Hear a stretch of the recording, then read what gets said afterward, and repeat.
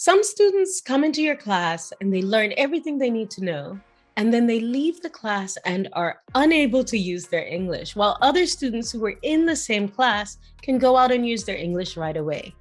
The difference is their confidence. If they have built up their confidence throughout the class and throughout your course, then they're able to translate what they've learned in the classroom into the real world. The problem is, some students don't have that same ability. Sometimes the difference between the classroom and the real world is too big for the confidence that they've built up in the classroom to actually come out with them into the real world. So what we need to do is look for ways to build confidence in those people who don't just automatically apply what they've learned outside.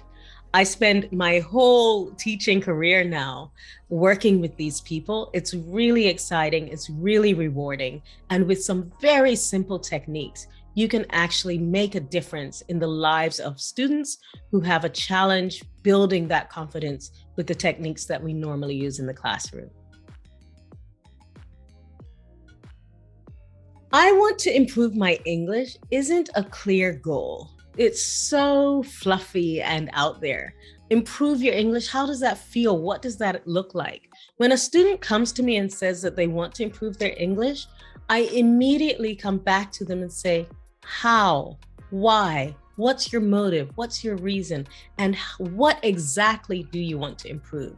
We work together. We find out exactly what the student needs, and we make that into a real goal. There's a huge difference between I want to improve my English because I have to take the TEFL exam, as opposed to I want to improve my English because I want to make a presentation at work. There's a huge difference. We can't just accept improving English as a goal. So going deeper into what our students need is really, really important to helping them to achieve the confidence that they need to reach their goals. So don't just accept improving English as a goal or as a reason for people to work with you. We need to take it further. And I'm going to share with you how you can do that.